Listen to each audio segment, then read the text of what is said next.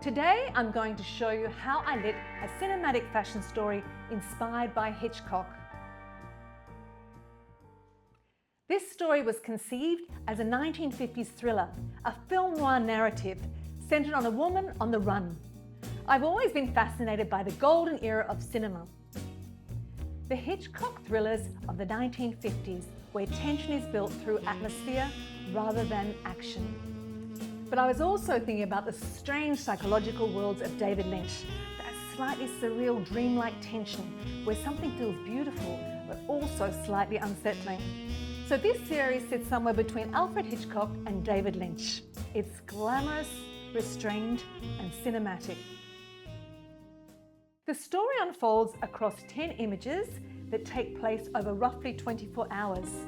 Our heroine is mysterious, seductive and elusive. You're never quite sure who she is, where she's going or what she's running from. She's a modern femme fatale. We cast Amber, who has an uncanny Ava Gardner quality, not just physically but in her presence. She didn't need to act the role, she was the character. We shot the story around the Delmonico Hotel in Palm Springs, a beautifully restored 1950s property where almost every detail has been preserved. Being there generally feels like stepping back in time. Palm Springs itself is one of my favourite places to shoot. The city is famous for its mid-century modern architecture, designed by visionaries like Richard Neutra and John Lautner. Those crisp architectural lines in the desert landscape create an incredible cinematic stage, and Palm Springs almost never rains, so the light remains consistent and graphic, which is perfect for storytelling and photo shoots.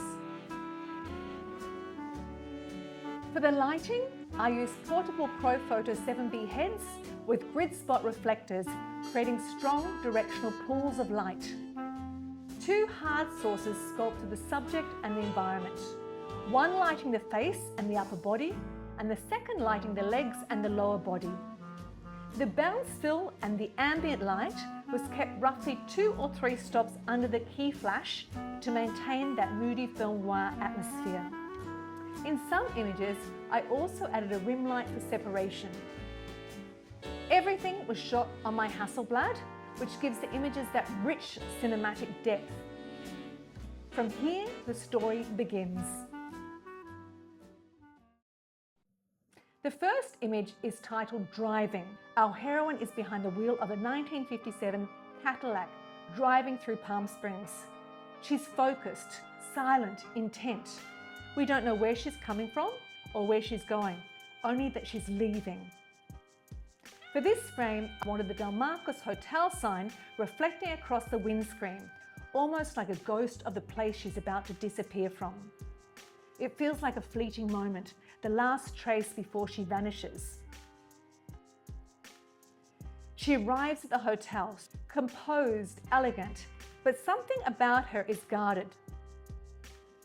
She checks into the Delmarcos Hotel and opens the door to the room. The building feels frozen in time. One suitcase, no conversation, just another traveller passing through. Inside the office, she makes a phone call. Now the story begins to feel more mysterious. Who is she speaking to? Is she arranging something, ending something, or asking for help? We never hear the conversation. Later that afternoon, she's by the pool, relaxed, a martini in hand, just another glamorous woman enjoying Palm Springs. But the tension remains. For the lighting, I used 2 grid spots, one on the face and one on the legs, and the pool colour naturally separates her from the background. We use some bounce fill, and the ambient light remains about 2 to 3 stops under the flash to create that moodiness. The evening arrives, she meets someone, a drink turns into a conversation, and the conversation into flirtation. The classic femme fatale moment. But is it genuine or calculated?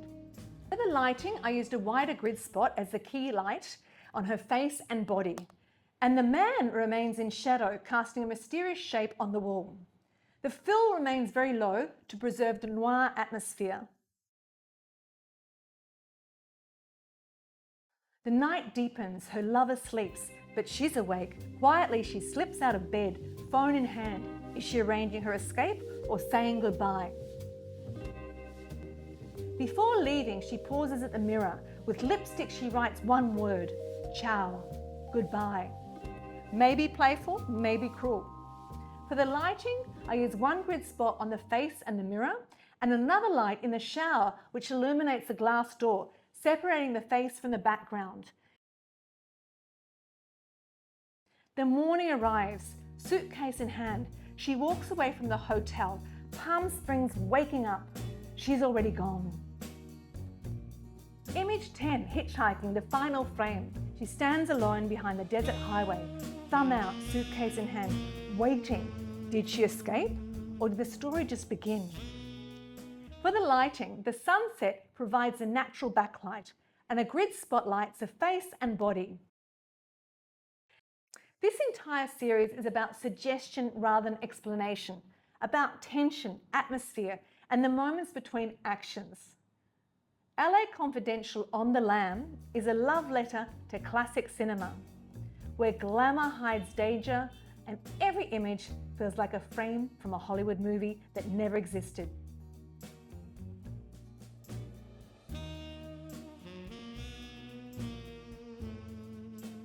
If you enjoyed this episode, make sure to subscribe to the channel.